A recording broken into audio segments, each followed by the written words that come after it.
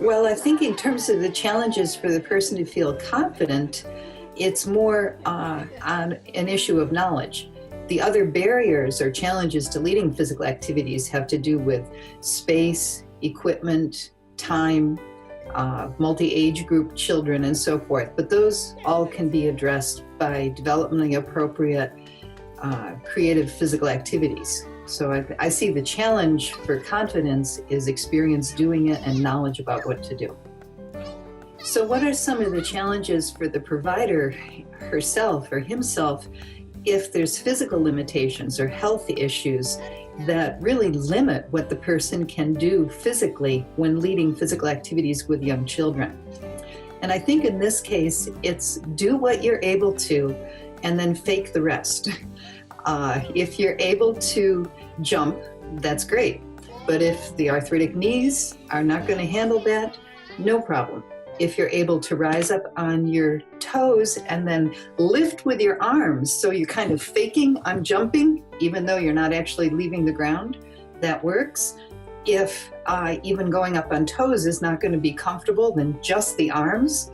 And if that's not going to work, find the child in the group who can jump and encourage that child to demonstrate the jump and point out and describe what the child's doing. Look, they're taking off with both feet at the same time and they're lifting with their arms as they do that. So the question might be, if the provider needs to turn to a child to demonstrate the physical activity, would that be perceived as a weakness? Well, actually, it could be a real positive because it's providing a learning opportunity and a leadership opportunity for the child or children who are demonstrating for their peers. And children usually attend really closely to what their peers are doing and want to emulate that. Similarly, if a person's not comfortable running, that's fine. Just walk. But encourage the children to move as fast as they can so that you're prompting the children to run. And again, somebody could be demonstrating the run to help the other children see what to do. If it's lateral movements, and often if there's knee issues or hip issues, sudden lateral movements can be really uncomfortable, then simply don't do it. Either go forward or go backward, but cut out the sudden lateral movements. And it's fine. It's part of what we need to learn as adults is we all have strengths and we all have limitations. So that can be a teaching opportunity for the children too, that I really love watching you do this and I like to do what I can, but some movements make my body hurt or my body can't do it. So this is what I'm going to do instead, but watch this child, and this child's demonstrating what we're looking for. I'm definitely not a fan of the phrase, no pain, no gain. Please, the intent is do what's physically comfortable for you. Don't push beyond that. Nobody benefits from that. Just do within the range of what's comfortable for you. If you feel pain, that's a signal to stop doing that. And of course, your health professional is a very good source for recommending activities to do and to not do.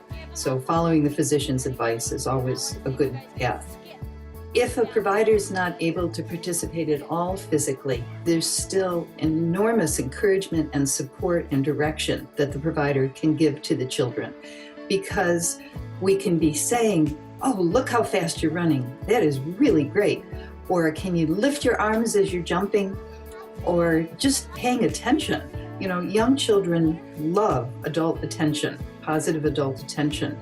And so even if we're not able to physically do the activities, we can use our words to draw attention to what the children are doing, give them cues for how they might move in a more sophisticated manner, and show great enthusiasm for what they're doing.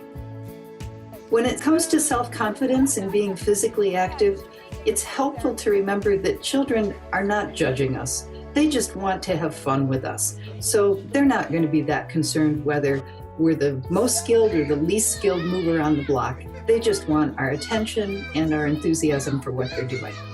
And I think a message that needs to come through in all aspects of our lives, and including this setting, is we all participate to the maximum that we're able to, that we give it our best shot, and that, if I can't do something because of pain in my knees, I can still do other things with my upper body, and I'm going to participate fully with that.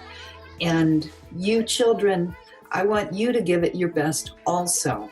And plus, having activities that are fun and children want to engage in goes a long way to getting them to participate.